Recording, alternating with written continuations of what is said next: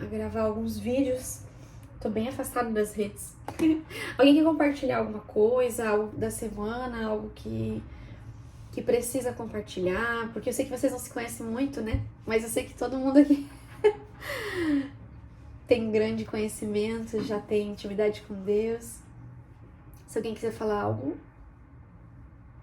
Ainda não? Então tá. Não quero ficar falando sozinha, eu acho. Então vamos lá, maravilhoso. Então, como eu falei, né? A gente vai começar pelo começo. O primeiro livro de Moisés, chamado Gênesis, né? Acredita-se que foi Moisés, né? Que escreveu Gênesis. Então a gente vai lá no primeiro capítulo, versículo 1 e 2. Não sei se todo mundo tem a sua Bíblia, se quiser pegar, fica à vontade, tá?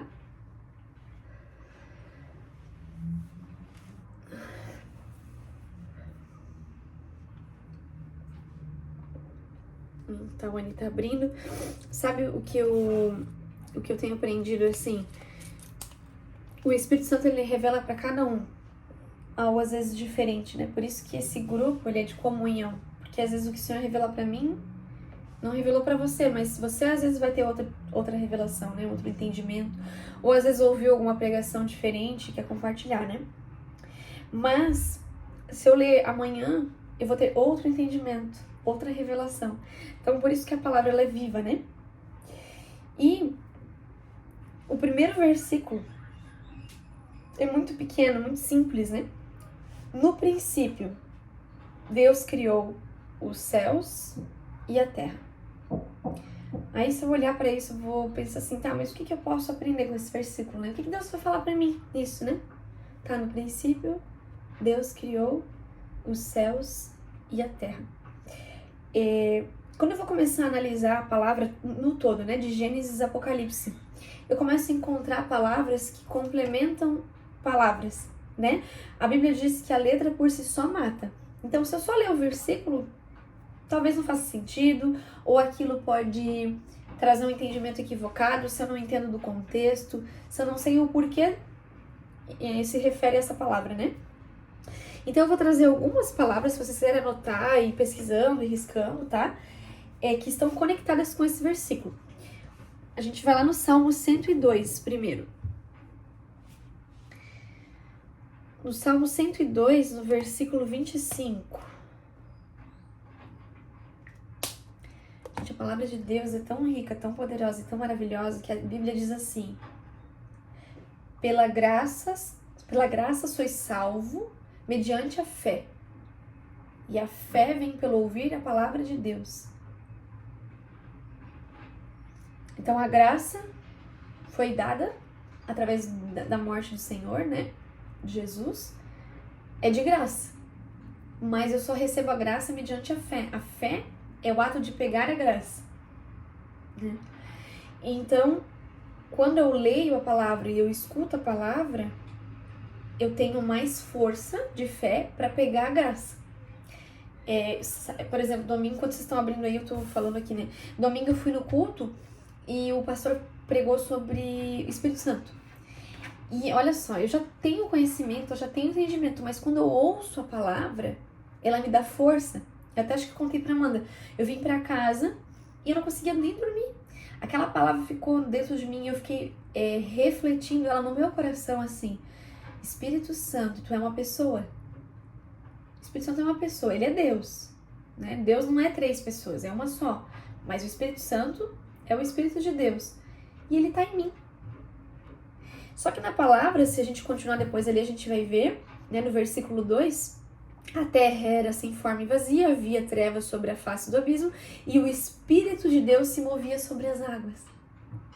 O mesmo Espírito que se movia sobre as águas antes da terra ter forma, antes de tudo ter sido criado, antes de eu ter sido criada, ele está dentro de mim. Ele está em mim. Ele não está comigo. Depois vai chegar o texto que a gente vai chegar nessas diferenças, né? Mas olha que interessante. A palavra, todos os advérbios, preposições, todas elas têm um significado.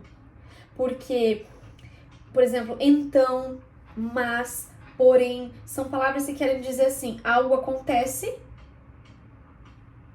e tem a consequência. Aquilo aconteceu porque algo aconteceu antes. Tudo na palavra é assim, porque as leis do Senhor, elas se cumprem por si só. Se é algo bom, traz algo bom, e se é algo ruim, sempre vai trazer algo ruim, tá? Então a gente tem que entender. E aí esse Espírito que está em mim é o que me revela, ele tá aqui, ele tá anotando tudo, ele anota todos os meus pensamentos, todos os meus sentimentos, todas as minhas palavras, todos os meus comportamentos, as minhas omissões, ele tá anotando.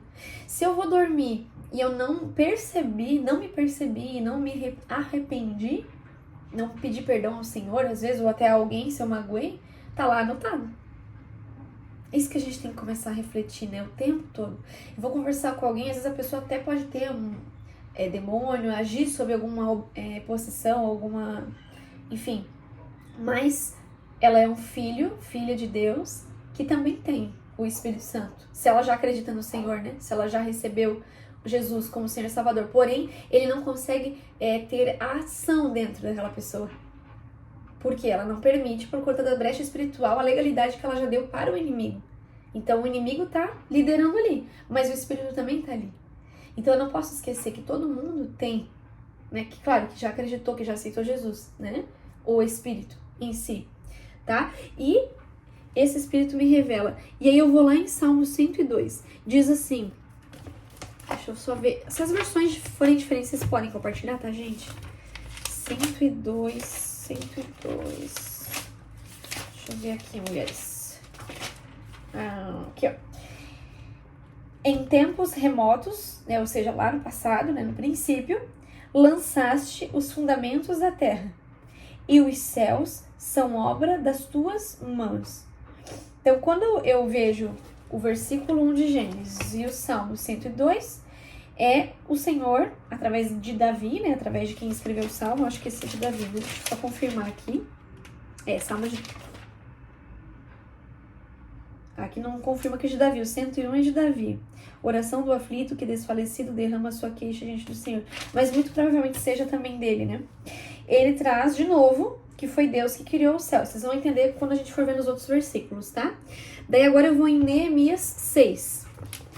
Neemias 6. Neemias capítulo 6, versículo... Minto. Neemias 9, versículo 6, tá? Neemias 9, versículo 6 diz assim: Só tu és o Senhor. Fizeste o céu dos céus e todo o seu exército, a terra e tudo o que nela há, mares e tudo o que neles há. Aí eu vou começando a entender o que Deus quer falar lá. Moisés, né, quis trazer lá no primeiro versículo. E aí Salmo repete com Davi. E aí eu vejo aqui Neemias falando. Por que ele está falando sobre Deus aqui? Que Deus é o único Senhor? Porque ele está falando sobre arrependimento e confissão de pecados. Porque ele entendeu que a destruição do tempo dele estava conectado com os pecados. Então, o que Deus vai ensinando pra gente? Que para que eu possa ter fé, e esse Espírito que pairava sobre as águas, que agora está em mim, essa centelha que está em mim do Espírito, possa agir, me revelar, viver em mim, eu preciso entender que Deus é o único e que Ele é o Criador. E em Neemias ele fala um pouquinho mais, ele não criou só o céu, ele diz assim, ó, fizeste o céu dos céus. Se eu for pesquisar aqui no dicionário bíblico a palavra céu, eu vou ver que tem várias explicações, né? Esses dias eu estava estudando o céu. São 3 céus. Olha que interessante. O céu que a gente vê, os pássaros, a nuvem, a chuva, o céu físico, material. O segundo céu, que é o céu espiritual, onde tem anjos e demônios, onde se eu falo algo positivo, o anjo recolhe e recai sobre a minha vida. Ou se eu falo algo negativo, o demônio toma. Ou se abre uma brecha, eu dou a carta para esse mundo espiritual, esse segundo céu. E existe o terceiro céu, que é onde Deus habita, né? E até se diz que para nossa oração chegar no terceiro céu, eu preciso quebrar a barreira do segundo, né? Nesse mundo espiritual do bem e do mal. Então, é muito profundo. Cada palavra na Bíblia, ela não está ali por um acaso. Então, quando ele fala, fizeste o céu dos céus e todo o seu exército, quem é o exército do Senhor? São os anjos. né? E eles também têm hierarquia, querubins, arcanjos, né? Eu ouvi muito a Tânia Teresa falando assim, que qual que é o equívoco que tem sobre anjo muitas vezes? Que acham que o anjo é aquele anjinho, sabe? De gesso, que muitas vezes nessa época tinha. Não, o anjo é um homem. É um espírito, né? É adulto, vamos dizer assim. Não é uma criancinha, né? Então tem vários equívocos, mas eu começo a entender que esse exército que o Senhor levantou, ele tinha somente anjos bons, né? E que Lúcifer, que era o anjo de luz, não era ele que tinha luz. Ele refletia a luz de Deus. Mas ele acreditava, olha isso, gente, isso é muito forte, porque vai totalmente contra aquilo que eu aprendi a minha vida inteira e vocês acabaram entrando nesse ciclo, né? Que hoje a gente tá entendendo que não é bem assim. Lúcifer, ele refletia a luz de Deus, mas ele achava que era o poder dele que refletia, por isso ele queria ser como Deus. O homem, ele cai nesse lugar rápido e fácil. Se ele não entender que, né, eu, você, o homem, não entender que nós somos carne, né, o homem caído, que depois a gente vai continuar em Gênesis, vai falar, né, do pecado de Adão e Eva, enfim, mas que nós somos todos pecadores. Lá em Romanos 8 diz, né, todos são pecadores. Tá, então quem são os santos que a Bíblia fala, né? A união dos santos, a comunhão dos santos. Os santos são todos aqueles que renunciam à carne para viver o Espírito, para viver em santificação. A cada renúncia que eu faço, às vezes a primeira renúncia foi a bebida alcoólica, ou foi as músicas do mundo, ou foi uns programas de TV lá que eu via, que eu achava que estava tudo certo, mas Deus falou pra mim, olha, Tawane, vamos deixar isso aqui, olha, né? Ellen, isso aqui não faz sentido mais pra você. As primeiras renúncias são essas, né? Gente, eu vou falando tudo aleatório, vocês vão pegando aí. É porque vai vindo, né? Hoje eu tava estudando o Êxodo e ele fala sobre o átrio, que é a parte de fora do tabernáculo, né? Que é o primeiro contato do cristão com Jesus, é o primeiro contato do cristão com o santo, com um lugar de santificação. Porque para chegar no Santo dos Santos, que é lá no interior do tabernáculo, ele tem que passar pelo lugar da oferenda, do sacrifício, que lá atrás era matar lá, né, o animal para que Deus perdoasse. Depois ele tem que ir para o lugar de lavar as mãos, né, purificação, para chegar no santo, onde tem a oferta de paz, né, para depois chegar no Santo dos Santos, que é depois do véu, o véu que separava, que depois que Jesus morre é rasgado e agora a gente tem acesso ao Santo dos Santos, se a gente entender o que é esse passo a passo na nossa vida espiritual, né? Mas no primeiro lugar, eu não sei onde cada um está. Talvez tenha gente aqui que já está lá no santo.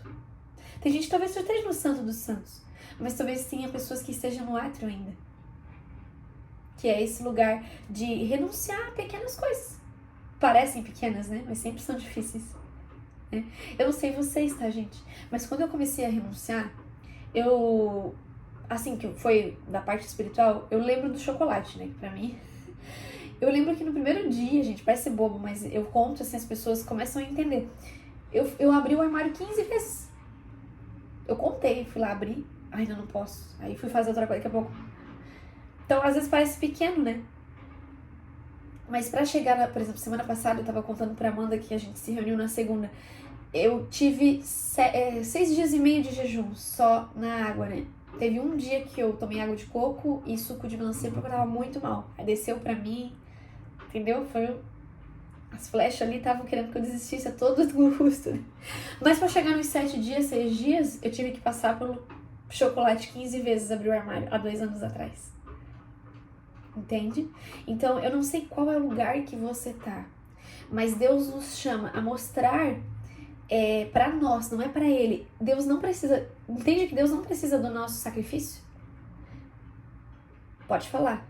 Posso falar rapidinho? Claro. Vai ser rápido.